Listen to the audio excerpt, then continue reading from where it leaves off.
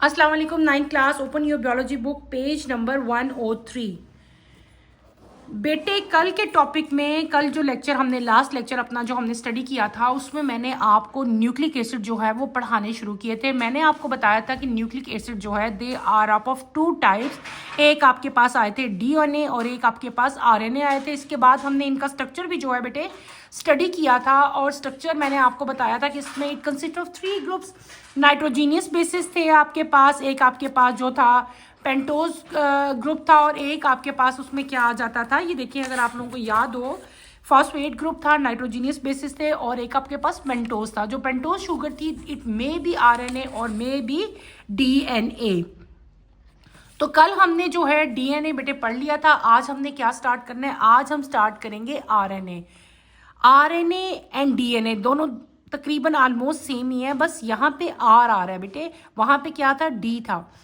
RNA ये abbreviation है ribo nucleic acid की। ये बात आपने याद रखनी है। जब मैंने डीएनए पढ़ाया था तब मैंने आपको बताया था दिस इज डीऑक्सीराइबो, ठीक है ना, यहाँ पे सिर्फ राइबो है। ये बात, ये डिफरेंस है एक मेन।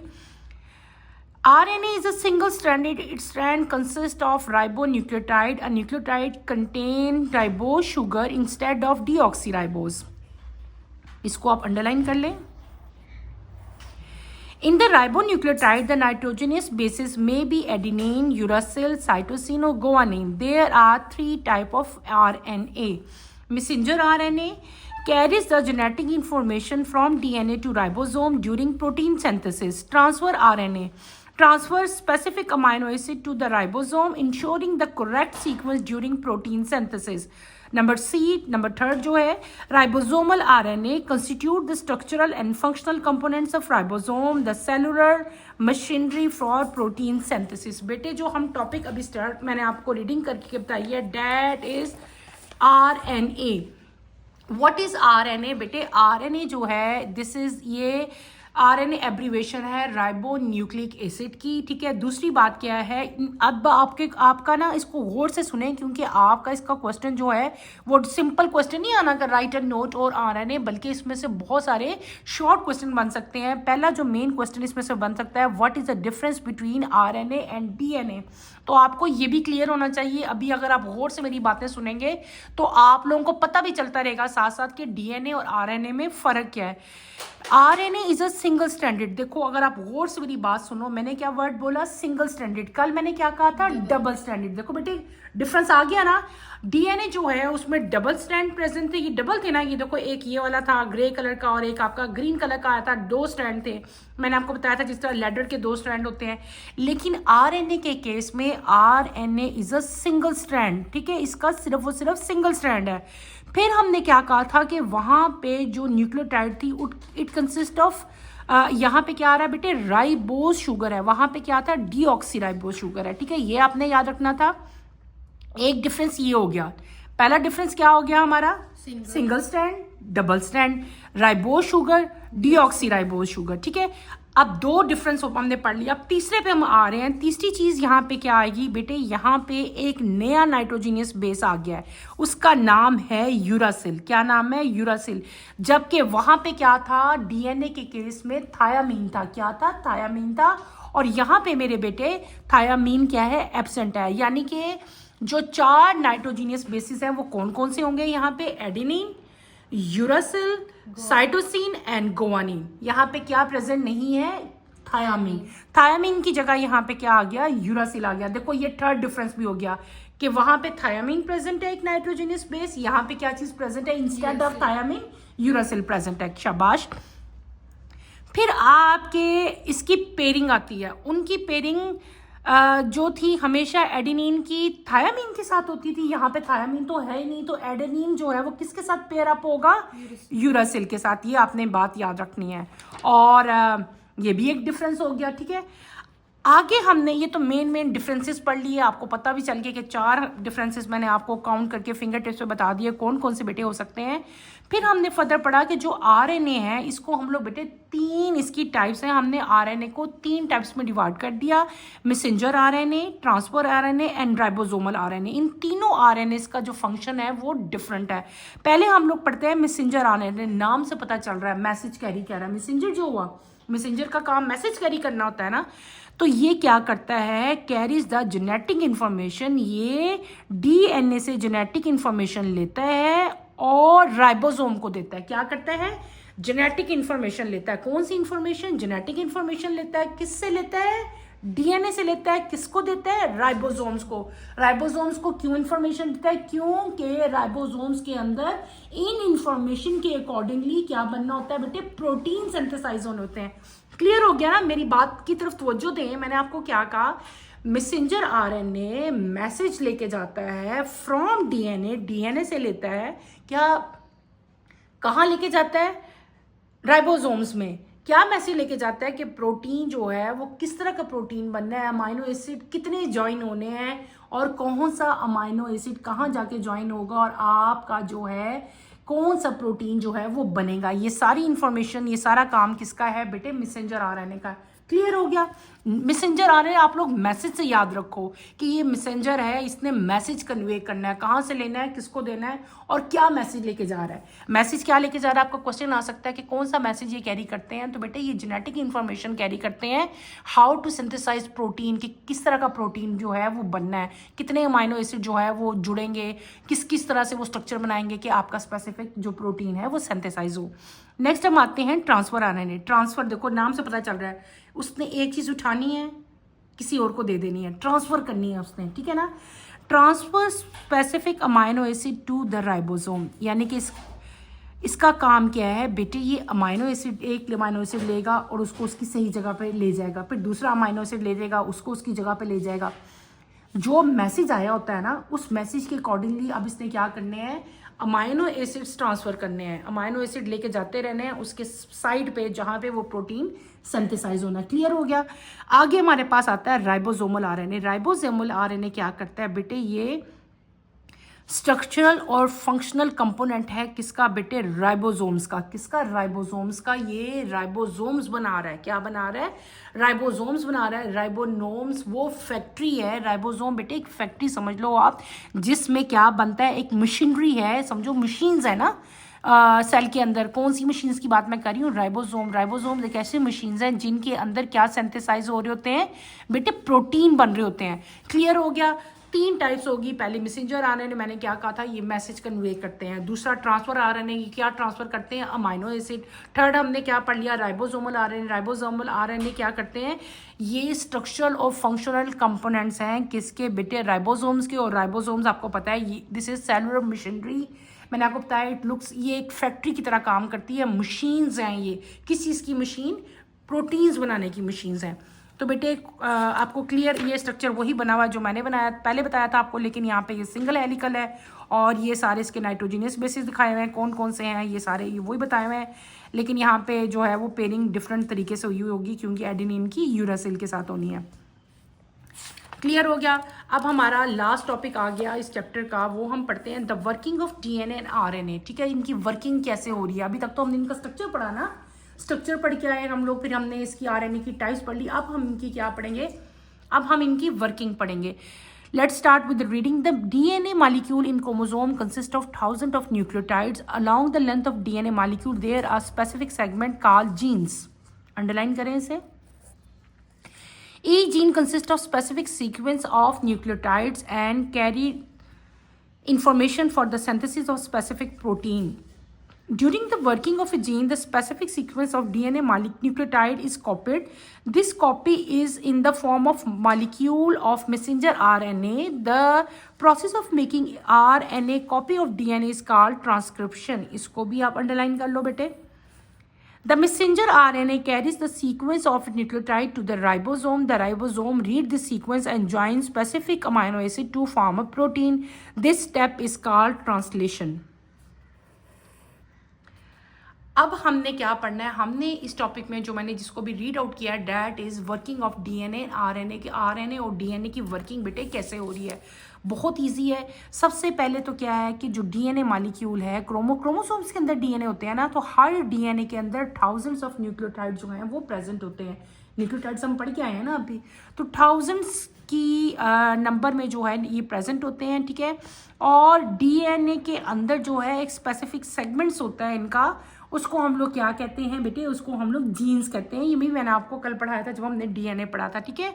हर जीन्स के ऊपर एक स्पेसिफिक सीक्वेंस लगा होता है, किसका, न्यूक्लियोटाइड का एक स्पेसिफिक सीक्वेंस होता है, ठीक है।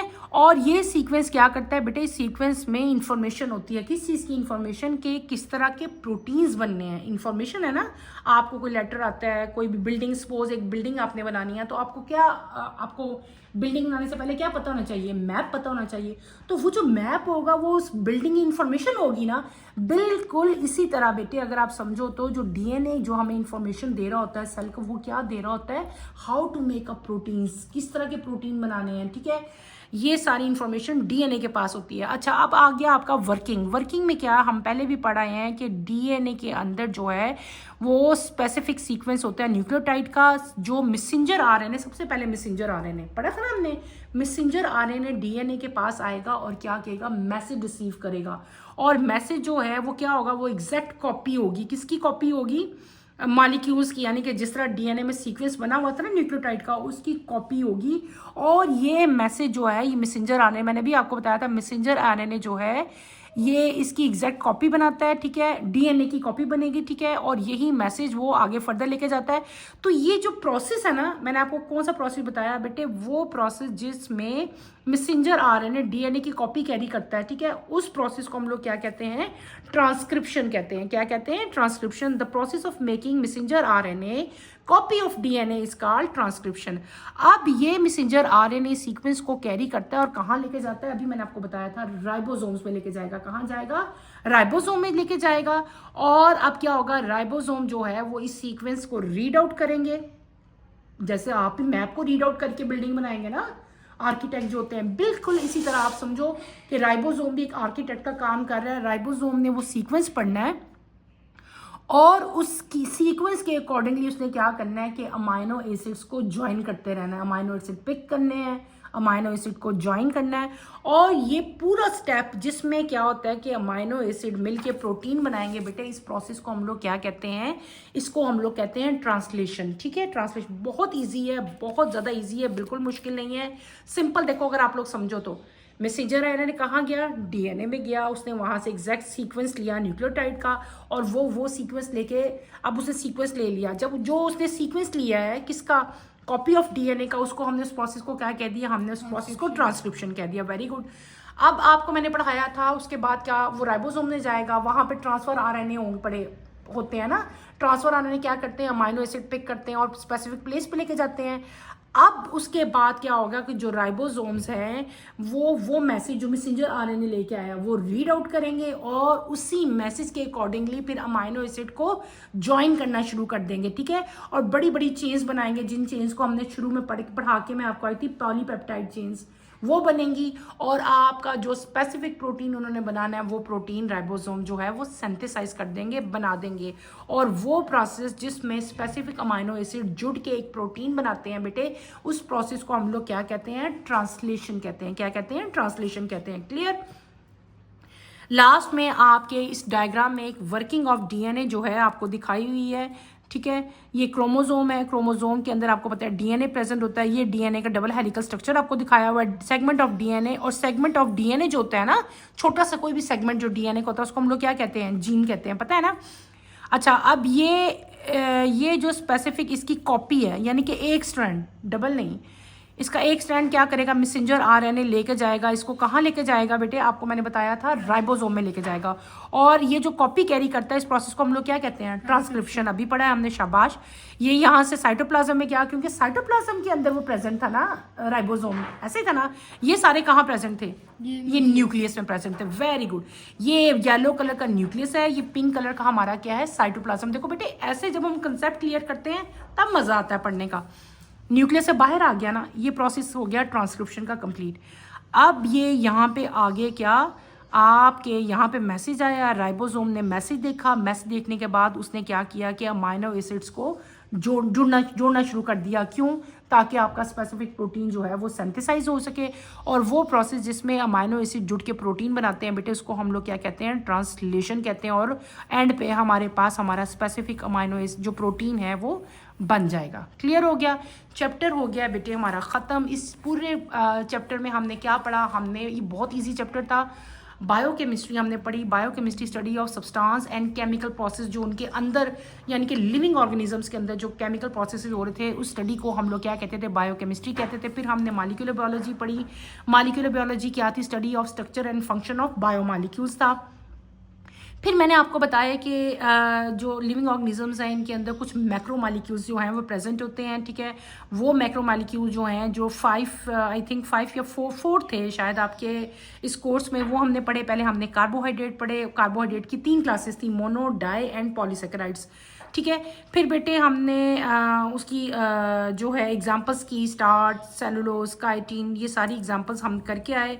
उसके बाद हम सेकंड अपने मैक्रो मॉलिक्यूल की तरफ गए थे, डेट इज़ प्रोटीन। प्रोटीन्स जो हैं वो जब अमाइनो एसिड मिलते थे तो आपके पास प्रोटीन बनता था, ठीक है। हमने इसके बारे में डिटेल पढ़ा, अमाइनो एसिड का स्ट्रक्चर मैंने आपको पढ़ाया। फिर हमने लिपिड जो प्रोटीन्स थे, प्रोटीन्स के हमने फंक्शंस भी जो है वो पढ़े थे। They are the building block, आपके नेल्स, आपके हेयर सारे प्रोटीन से बन रहे थे। उसके बाद हमने लिपिड्स पढ़े। लिपिड्स में हमने सैचुरेटेड, अनसैचुरेटेड फैट्स बेटे पढ़े। लिपिड्स के बाद हमने जो है आपके पास फैटी एसिड्स आए थे, ग्लिसरॉल आए थे, हमने वो पढ़ा। फिर आपके पास इन दी एंड हमने क्या पढ़ लिया था? न्यूक्लिक एसिड पढ़ा था। और न्यूक्लिक एसिड में हमने उसका स्ट्रक्चर पढ़ा था। स्ट्रक्चर के बाद हमने 2 मेन अपनी जो हमारे टॉपिक्स थे, that is DNA and RNA, उनको हमने डिटेल से स्टडी किया। इन द एंड हमने उनकी वर्किंग पढ़ी। चैप्टर आपका बहुत इंपॉर्टेंट था। इस चैप्टर में से बहुत सारे क्वेश्चन आते हैं। इस चैप्टर में आपने जितने भी स्ट्रक्चर थे वो आप लोगों ने अच्छी तरह करने हैं बेटे। सबके फंक्शंस बहुत अच्छी तरह करने हैं। उनके सोर्सेज क्या हैं, कहाँ कहाँ से आपको मिलते हैं। इन द एंड आपको ट्रांसक्रिप्शन क्या होता है, ट्रांसलेशन क्या होता है, what is the difference between RNA and DNA, ये आपको क्लियर होना चाहिए। ये चैप्टर आपने अच्छी तरह से स्टडी करना है। कोई क्वेश्चन होता है, कोई मुश्किल बात आपको लगती है तो आपने मेरे से ज़रूर पूछनी है। अच्छा, एक बात और, जो नए स्टूडेंट्स हैं जो मुझे अभी देखना शुरू हुए हैं, जो इसी चैप्टर से उन्होंने स्टार्ट किया है, बेटे मैं आपको एक्सरसाइजेस नहीं करवा रही। इसका ये मतलब नहीं है कि मैं नहीं करवाऊँगी। मैं पहले एक दफ़ा बुक कंप्लीट करवा दूँगी।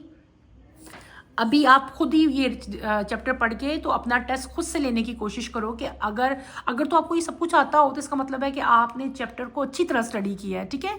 आप अपना खुद टेस्ट ले सकते हैं।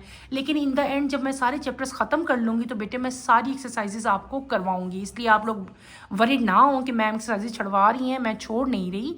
ये मैं आपको एंड पे सारी कंप्लीट करवाऊँगी, ठीक है। इसके साथ ही हम जो है अपना टॉपिक आज का ख़त्म करते हैं, लेक्चर ख़त्म करते हैं। नेक्स्ट लेक्चर की नोटिफिकेशन के लिए बेटे आप चैनल को सब्सक्राइब करें, शेयर करें और लाइक करें। अल्लाह हाफिज़ स्टूडेंट्स।